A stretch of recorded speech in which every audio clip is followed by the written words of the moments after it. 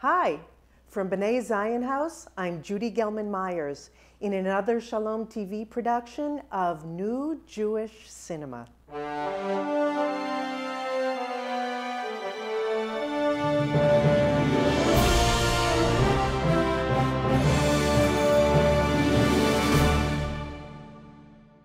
My guest today is Janet Tobias, producer and director of No Place on Earth, an incredible film about an incredible story of 38 Ukrainian Jews who hid in a cave for 511 days to escape the Nazis from 1943 to 1944. I'm a New Yorker, but my passion is exploring caves. I was in Ukraine when I stumbled over some objects. Those objects were someone's life.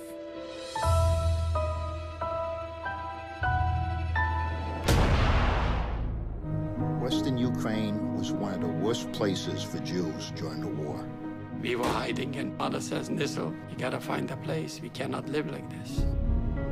38 of us descended into the cave. We got down and we started sliding in.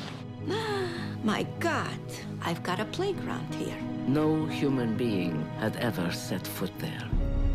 We came there almost without food. A glass of water was for a family. We were very hungry. All of a sudden, we hear shooting. And my mother said to the kids, hide any place you can. Everybody started to run in different directions. They took my mother away. I'll never see her again. The Russians, the Germans, who knows what's outside. The villagers came with the shovels and they filled up the hole. People are screaming, open up the exit, but they can't do it. 3 days and 3 nights, we were working, everybody.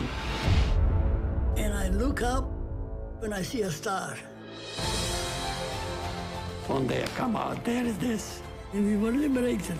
So everybody was crying. They survived underground for over a year and a half. I forgot that there was a sun. Here I am, back. I wanted to say thank you to the cave.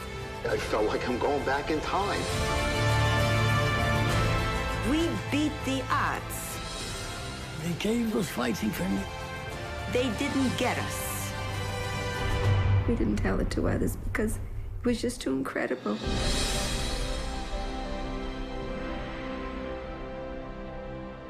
Let's close all the lights for a minute. No, I feel good. Janet, it's a pleasure to have you on our show. Thank you. It's a pleasure to be here. Thank you. Do you want to tell us a little bit about how the film got made? A colleague, a former television colleague, brought it to me. And initially I was cautious because there are so many great documentaries and dramas on the Holocaust. And I thought, the bar is high to add to that canon. And then I went and I met the Sturmers. And they were such incredible storytellers. And this is really one of the best stories I've ever heard. It's a Bible story of human survival. And I also met Chris Nicola, who discovered the objects in the cave. And I thought, sometimes stories direct to you rather than the other way around. And so I just had to tell the story. I was thinking about it because I knew that you didn't want to make another Holocaust story. And I was thinking that each new story that we tell brings a new dimension to the Holocaust. When we found out about Sobibor, that there was an escape from Sobibor, when we found out about the Einsatz group, and that we have no conception based on the literature that existed up until even 20 years ago of what it was really like.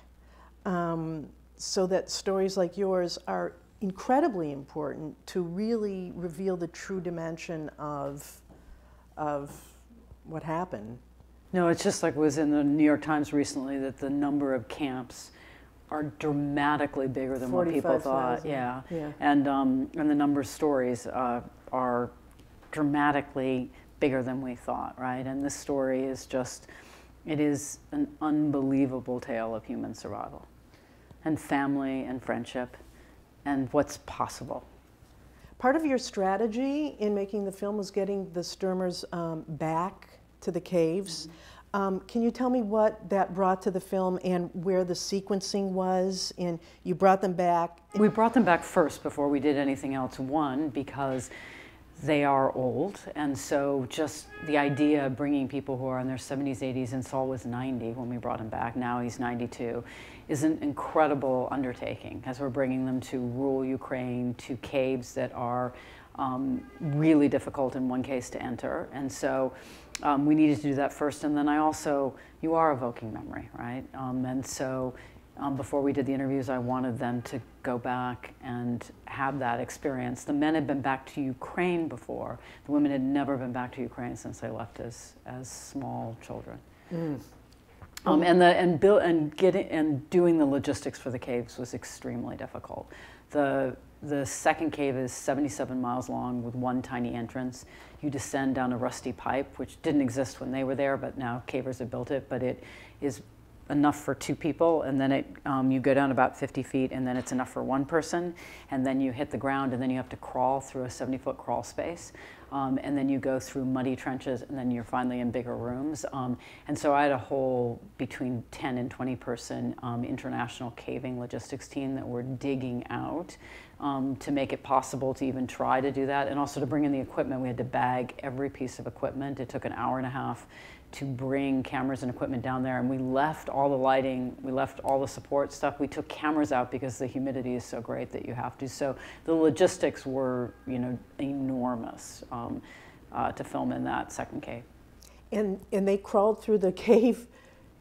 In the first cave is a little bit easier, so that they could walk into Verteba. Yeah. It's still a deep slope down, and it's still not like tourist caves, but that they were able to walk into. And the second cave proved too difficult, and the grandchildren went in, right? So, but the first cave they were able to go in, which is still an incredible feat when you think of a 90-year-old.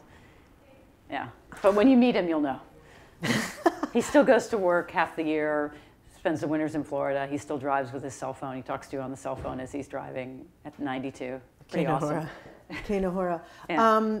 Did the grandchildren see the names written on the wall, or was that in the first cave? No, it's in the second cave. Yeah, the grandchildren have seen the names. So, and I think the family told the story among each other and to their children and grandchildren. But honestly, until Chris brought back photos of the objects, the dozens of buttons, the woman's shoe, the pieces of pottery, the names, it was a little bit like a fairy tale, right? Yeah. Or a story that, they lived in a cave, but not real in the way that some of the children started crying when they saw the photos of the objects, because it was then real in a tangible way. Right? Yeah, I was on the website. You have the testimonials of the grandchildren, and I was weeping. I don't know why that made me cry more than anything else on the website, but it was the grandchildren that really brought it to me. Anyway, and the only thing I would add there is that I think the ripple effect of 38 people, 38 very different individuals fighting to survive, is all this life. It's more than 130 people who are doctors and lawyers and construction workers, right? So each person, by fighting, created life. There were a number of comments that they made during their interviews, and one of them was, I believe it was Sonia at the end said, "We were our own masters." And for me, that really set the tone of that's who they were. These were people who reacted to what was happening around them completely differently from the way everyone else reacted. And I don't know if it was the grandmother Esther or the family as a whole, or the fact that they were sort of they did physical labor. Having met them, what do you think it was? It starts with their mother or grandmother, which they will tell you, who read newspapers in Polish and German and spoke multiple languages, and she saw the writing on the wall and tried to get out early, and then they weren't successful at the last minute, and she was fierce. She said, "We're not going to the ghetto. We're just not doing that." And she was sort of a Golda Meir type character, right? And then she had incredible sons. And this film has made me really appreciate teenage boys and young men. And we live in a world where often now we hear them associated with violence that's, and you really think about the incredible honor and bravery of what young men will do for their family and their friends. And this film exemplifies that. You know, without, you know, Nissel and Saul, who you will meet, and the rest of the men who went out, they wouldn't have made it. When Saul says, "What a brother," I mean, it just. I think he also says, "What a mother." Yeah. This family was everything to these. Yeah. It's an incredible story of family. It's also I do think of it as a love affair between brothers too. Yeah, which is lovely. And then Saul went to join Nissel in Montreal afterwards. Yeah, and they founded a business together. And Nissel is dead, but yeah, they ran the business together for decades. And Sonia moved on her own when she was 14. She emigrated to New York by herself because the U.S. would take children, and so they felt it was the best chance. So incredibly brave at 14. Imagine you've survived the Holocaust, and then you're in a DP camp, and then you just get on a ship as a 14-year-old and go live with other people not speaking the language. Yeah, all the families in the cave were incredible, but the Sturmers, which were the lead family, they were masters of their own fate, and I think it made their experience slightly different than other people's experience. Because after I went to the cave for the first time, I went to Auschwitz, and in a second, you understand the awful brilliance of the Nazi regime as they make the victim a victimizer. And in the cave, as terrible as it was outside, they were masters of their own fate. Mm-hmm. Yeah, the other thing that's really, really struck me is when Saul went back in the cave, and he said, "Turn off the light. Ah, now I know where I am." See, Sam? When it gets dark, you put just a candle, you're going to see it's the same cave. Now I know where I am. Let's close all the lights for a minute. Ah, now I feel good. Reading the cinematographer's blurb on the website, he said that being in a cave changes your perceptions, and I'm wondering how much this experience physically, I mean, it must have made a huge difference psychologically, but I wonder how much it just changed them for the rest of their lives, living in a cave for a year and a half. I think they thought the world got turned upside down. The dark, scary place of nightmares became the safe, protected place. So light and dark were switched, and so for them, the cave was their partner in survival. Right, I mean, the cave protected me. Yeah, and so darkness is, I think, there are 38 people's experience, but I think for them, the darkness isn't scary. Sam learned how to navigate with his fingers and would run around without any light at all, which we live in a world where there's always ambient light from buildings, and even in the wilderness, there's ambient light from the moon and stars. There is no darkness like a cave. It is pitch black. It redefines pitch black. And that was the thing that startled me when I went down, is I'm not claustrophobic. I could deal with all that. I'm fairly athletic. But we turned out the lights for 5 minutes, and I thought, you've got to be kidding. Mm-hmm. A week, 10 days, a year and a half, unimaginable. Literally unimaginable. How did they make bread in the cave? I mean, they made deals for grain. They stole grain, and then they also stole or borrowed a grinding stone. Right. So they literally created a village underground they had beds. They built beds. They had a grinding stone. They had a formal kitchen area. They had a whole hygiene bathing routine. They were incredibly organized because they knew they needed to stay healthy, and they created a village underground. Did the actors who played the the survivors in the reenactment meet their real-life counterparts? No, they haven't. They've seen them because I showed them bits of the interview. The actors are all Hungarian, and children to adults, and we filmed in Hungary because we could capture the period accurately, from costumes to caves to. So they saw them, and it was really interesting. A couple of the children were really interested in the story and who they were playing, and spent a lot of time reading and asking questions, because they were both fascinated and wanted to accurately portray what it was like. I was very fascinated by how interested the child actors were in what had happened. So you're actually creating another ripple effect. Which, yeah, I think that the actors were all very moved by the experience, and they ranged from famous actors in Hungary to people who'd never acted before. So, one of the things that interested me is the fact that in the reenactment you focus as much on the forging outside the cave, all of those activities, as much as in the cave. And that was interesting, you know, getting the millstone, the horse, the collapsible sleigh. Which you have to ask Saul about, right? But it's, because one of the reasons they survived is the Sturmers are actors. They're not contemplators, they're actors. And so that the way they tell the story is all the things that they needed to do to survive. And it's the most, you know, I laugh, you know, 127 hours, forget that. This is 511 days, right? It's the most incredible survival story. And they are really good at telling it. One of the unfortunate questions that the film raised for me was the grandmother refused to let them register when all the Jews were called to register their names.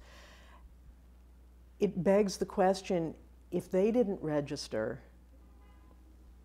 why did everyone else? I mean, it's a horrible question. I mean, I thought about that more personally because I would have registered. I would have gotten on the train because I would have never believed that it would have been, who could ever imagine that would have been created, and I would have wanted to abide by the laws, right? And I think Esther was extremely smart and extremely confident, and just read the writing on the wall in a way that other people didn't. I mean, they'll all tell you that no one else in their village, town, had that feeling, right? And actually, Sonia and Sima are alive because, you know, Esther almost got her family out, and Sonia and Sima's father and mother were going to stay. And I will say they wouldn't have made it if something hadn't stopped, because they needed Esther and her sons to protect the bigger group. But I think she was a very unusual woman, because I think most people sort of do follow rules, and it actually teaches you that you need to question authority sometimes, because authority isn't always good. Yeah. Rob Franklin is your cinematographer. He's only one. Actually, he's actually the fifth. I have a whole troupe of. So the main Rob was the caving cinematographer. Right. The main cinematographers are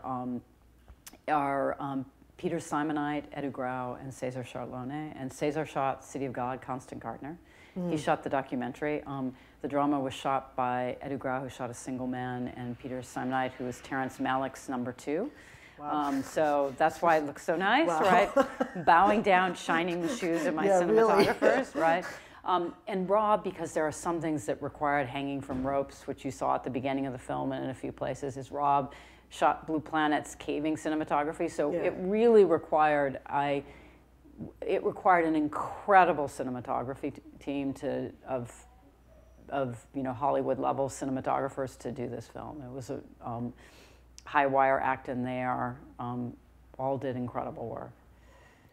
You know, it was only after reading what he wrote and also Chris Nicola's description of the dangers of living in a cave that you really begin to grasp at all the dangers that they faced underground. I mean, getting lost. Who thinks about getting lost in a cave? And I'd say from getting lost, the second cave is 77 miles long, and it's a horizontal cave of mazes. You start walking, that would be the other thing I thought of the cave, is you turn, you have no idea where you are. You have no, it's basically a 77-mile long maze. It's unbelievably, even by really good cavers, easy to get lost. To work there, we had to tape, and we had to tape all sorts of things so people would, just in our limited set area, not go out of bounds. I was talking to my 14-year-old son this morning, and he said, when he saw the gypsum, you know, the beautiful gypsum, he said, you know, had I been there, I would have carved off some of the gypsum and used that to trade for food or something. And I asked him, well, don't you think that might alert people to where you were? And he said, well, I don't know. Did people know about the gypsum in the caves? And that brought up the question, did people in the areas know about the caves? They knew about the first cave, because the cave was, and they're both gypsum caves, so first cave was sort of well known. Some school children had been taken there. But they discovered the second cave, that literally no human beings had ever been there before. It has a tiny hole entrance, so who knew that it was the 11th longest cave in the world? Still the 11th longest cave in the world. So they discovered that cave. It has one entrance only. So people didn't know, but then ultimately while they were there, people saw them coming in and out, and they were discovered, and people tried to get them when they were coming in and out. And right. Ultimately weren't able to. Thank God. Yeah. In every film, unless you're Hitchcock, you shoot, and then you have stuff that you leave out. What did you leave out?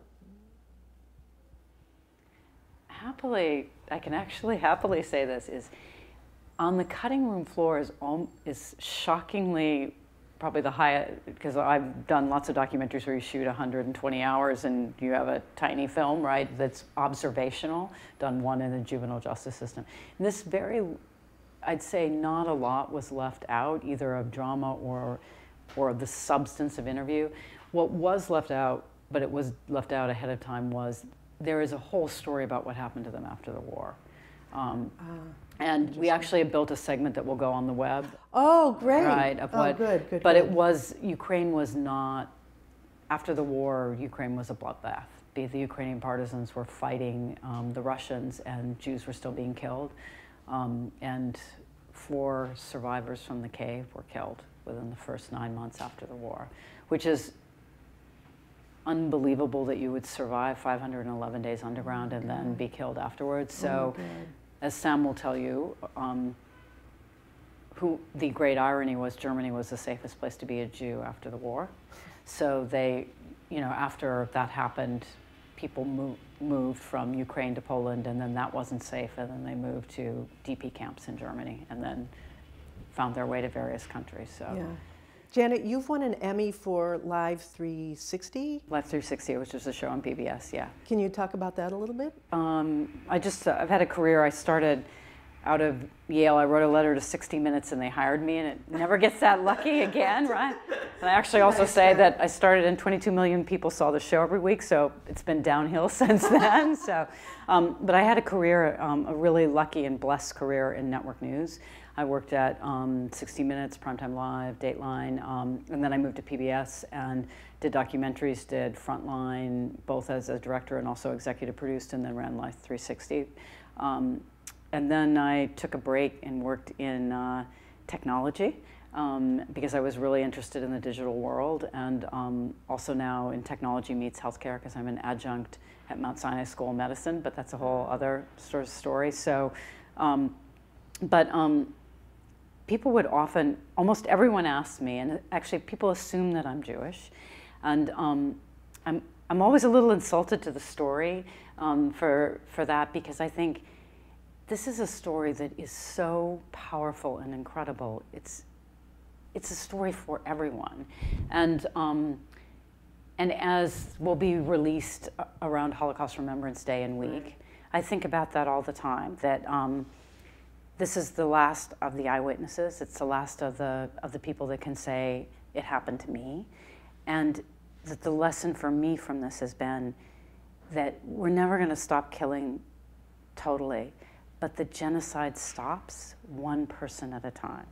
One person fights, one person makes a decision, one person offers to help, and that we are doomed, as everyone says, to repeat ourselves if we don't learn from the past.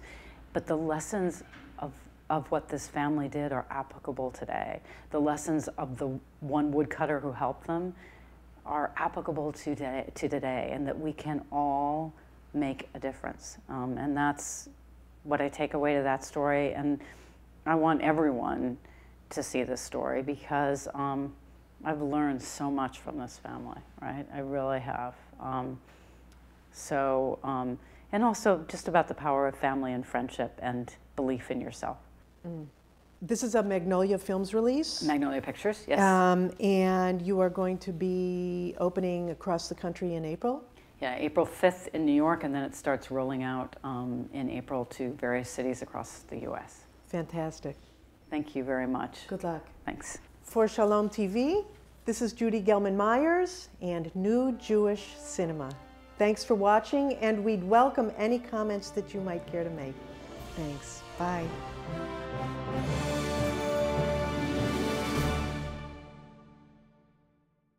We would be pleased to send a complimentary DVD of this program to anyone who wishes to support Shalom TV with a tax-deductible gift of $36, double high or more, to the nonprofit organization Jewish Education in Media. Simply visit the Shalom TV website homepage and click on the Donate button to make a donation by PayPal or your credit card. And please indicate the program for which you would like a DVD. Or you can send your tax-deductible check made out to GEM. To GEM, Post Office Box 180, Riverdale Station, Bronx, New York, 10471. And again, please remember to indicate which program you would like to receive on DVD with our compliments. And we thank you for your kind support.